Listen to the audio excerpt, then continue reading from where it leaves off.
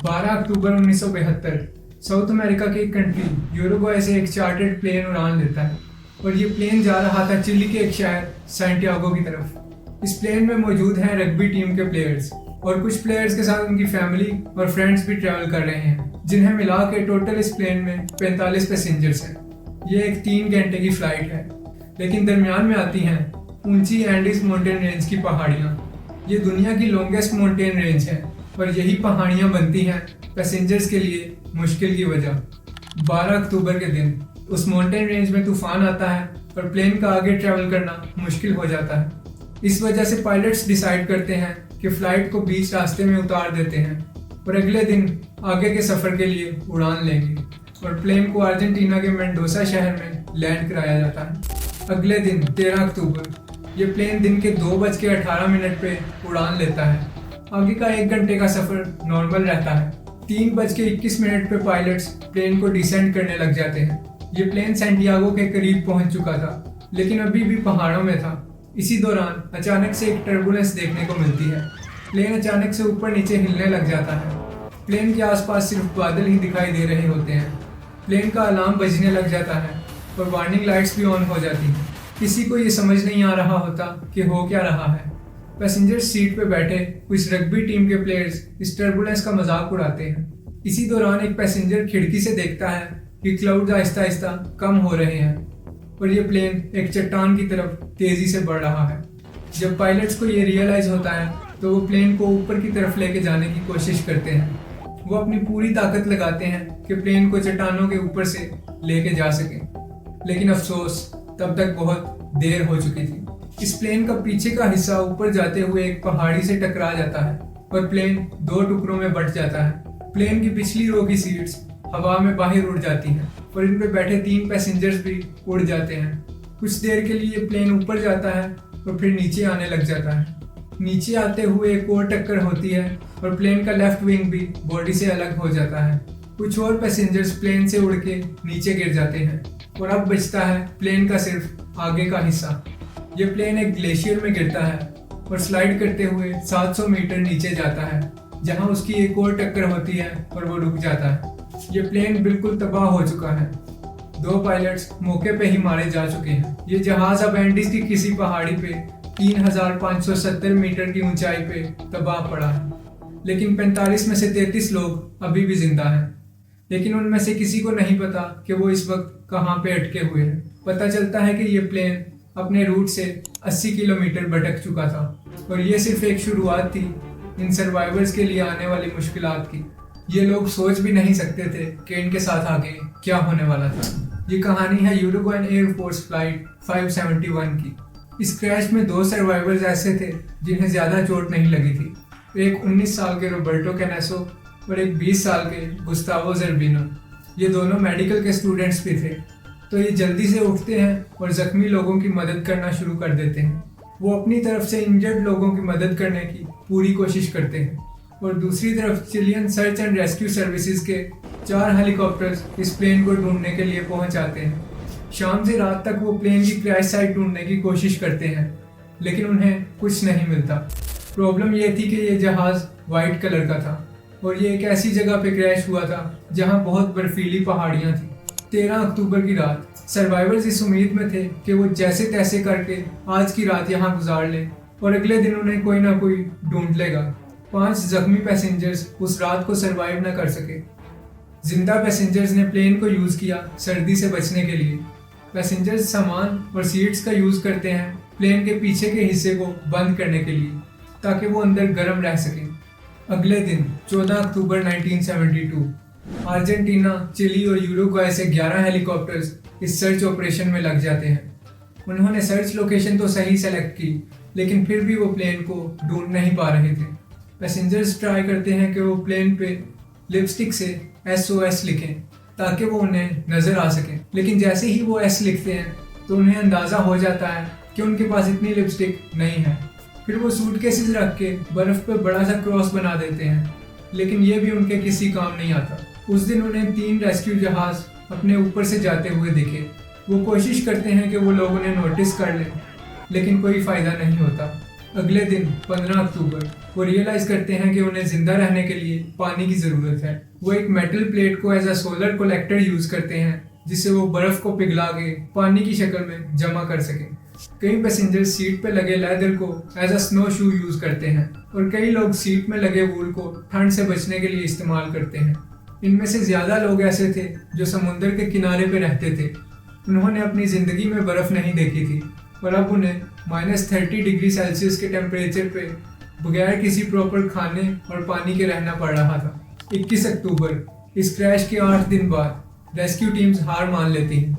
उन्हें लगता है कि इस ऑपरेशन को कंटिन्यू रखने का कोई फायदा नहीं है, तो 142 घंटे की सर्च के बाद इस सर्च ऑपरेशन को ऑफिशियली बंद कर दिया जाता है। इसी दौरान सर्वाइवर्स को जहाज में एक ट्रांजिस्टर रेडियो पड़ा हुआ मिलता है। एक रग्बी प्लेयर रॉय हार्ली इस रेडियो को ऑन करने की कोशिश करते हैं और फाइनली ये रेडियो काम करने लग जाता है। इस रेडियो में 1 वे कम्युनिकेशन थी। ये लोग बाहर की बातें तो सुन सकते थे, लेकिन अपना कोई मैसेज बाहर ना पहुंचा सकते थे।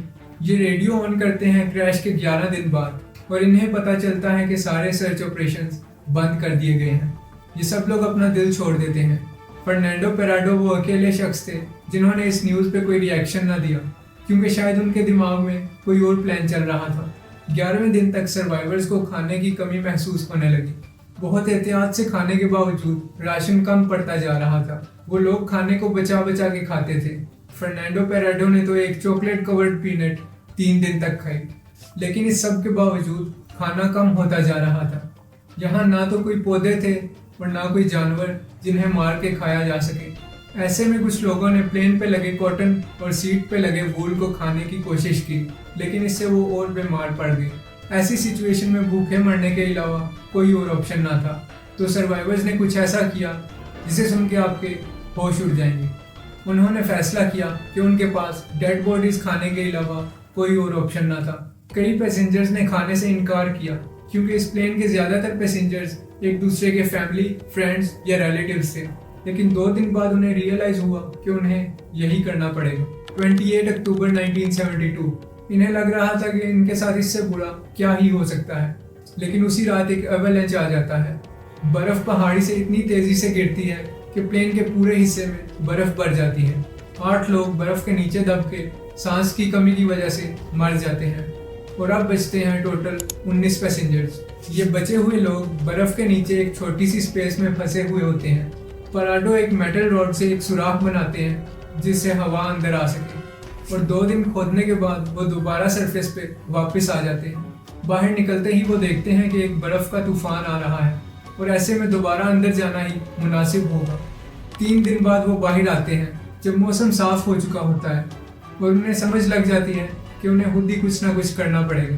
कैनेसा, पेराडो और विजिंटन 3 सबसे स्ट्रॉन्ग सर्वाइवर्स थे, तो ये लोग डिसाइड करते हैं कि इन्हें कुछ ज़्यादा खाना और ज़्यादा गर्म कपड़े दिए जाए ताकि ये जाके मदद तलाश कर सके। क्रैश से पहले पायलट ने बताया था कि उन्होंने कुरिको सिटी को पार कर लिया है, तो इन्होंने ये अंदाज़ा लगाया कि अगर हम वेस्ट की तरफ चलें तो कुछ ही देर में चिली के किसी इलाके में पहुंच जाएंगे। लेकिन इनका ये अंदाज़ा बहुत गलत था और पायलट को खुद ही पता नहीं था कि वो किस तरफ जा रहा था। दरअसल ये क्रैश साइट अपने रूट से 89 किलोमीटर ईस्ट पे थी। क्रैश के 33 दिन बाद ये लोग निकल पड़ते हैं मदद ढूंढने के लिए, और काफ़ी चलने के बाद उन्हें मिलता है अपने ही प्लेन का पिछला हिस्सा, जिसमें कुछ खाने का सामान और कुछ सूटकेसेस होते हैं, और वहीं मिलता है उन्हें 2 वे रेडियो कम्युनिकेशन सिस्टम। वो लोग रात वहीं बिताते हैं और दिन होते ही निकल पड़ते हैं ईस्ट की तरफ। इसी दौरान वो लोग सोचते हैं क्यों ना इस 2 वे कम्युनिकेशन सिस्टम को ऑन करके देख लिया जाए। वहीं टेल के हिस्से में उन्हें मिलती हैं 24 किलो की बैटरीज, लेकिन इन बैटरीज को प्लेन के मेन हिस्से तक लेके जाना बहुत मुश्किल था। वो लोग वहीं पे इसे स्टार्ट करने की कोशिश करते हैं, लेकिन ये प्लान भी काम नहीं करना था, क्योंकि प्लेन का इलेक्ट्रिकल सिस्टम 115 वोल्ट AC पे काम करता था और इनकी बैटरीज 24 वोल्ट DC की थी। वो फिर से वेस्ट की तरफ पैदल चलना शुरू कर देते हैं। क्रैश के 59 डेज बाद एक और एवलांच आता है और 3 पैसेंजर्स और मारे जाते हैं। क्रैश के 3 महीने बाद ये 3 लोग, कैनेसा, पेराडो और विजिंटन, निकल पड़ते हैं ग्लेशियर को क्लाइंब करने। वेस्ट पे जाने का मतलब था कि इन्हें पहले पहाड़ी के ऊपर जाना पड़ेगा। इन्हें अभी भी लग रहा था कि ये सिर्फ कुछ किलोमीटर दूर है, और वो 2-3 दिनों में मदद ढूंढ लेंगे। तो उन्होंने सिर्फ 3 दिन का राशन पैक किया। उनके पास कोई टेक्निकल गियर, कंपास या नक्शा नहीं था और उन्हें कोई क्लाइंबिंग एक्सपीरियंस भी नहीं था। उन्होंने स्टिच करके एक स्लीपिंग बैग बनाया था जो रात में उनके सोने के काम आता है। ये रात में उस स्लीपिंग बैग में एक दूसरे से चिपक के सोते और दिन में क्लाइंबिंग करते। चौथे दिन उन्हें रियलाइज हुआ कि उनका अंदाज़ा कितना गलत था। खाने की कमी की वजह से विजिंगटन वापस मुड़ जाता है और 2 लोग ही आगे जाते हैं। इस पहाड़ी पे चढ़ने पे उन्हें 3 दिन लगे थे और वापसी पे विजिंगटन 1 घंटे में ही क्रैश साइट तक पहुंच जाता है। केनेसा और पेरेडो 3 घंटे की क्लाइंबिंग के बाद ऊपर पहुंच जाते हैं और उन्हें चारों तरफ पहाड़ियां ही पहाड़ियां दिखाई देती हैं। बहुत देखने के बाद उन्हें वेस्टर्न हॉरिजॉन में 2 पहाड़ियां दिखाई देती हैं जिन पे बर्फ ना थी। ये अंदाजा लगाते हैं कि उन्हें इसी तरफ बढ़ते रहना चाहिए। बहुत चलने के बाद वो एक वैली पे पहुंचते हैं जहां एक नदी बह रही होती है। वो नदी की डायरेक्शन में चलते रहते हैं और 20 दिसंबर को फाइनली उन्हें इंसानों की मौजूदगी का कुछ एहसास होता है। उन्हें खेतों में कुछ गाय दिखाई देती हैं और नदी के दूसरे किनारे पर घोड़े पर बैठे 3 लोग दिखाई देते हैं। पराडो चिल्लाते हैं लेकिन नदी का शोर इतना होता है कि आवाज दूसरी तरफ पहुंच ही नहीं पाती। लेकिन एक आदमी उन्हें देख लेता है और चिल्लाता है कि टुमारो। वो इन्हें कहता है कि मैं कल दोबारा आऊंगा।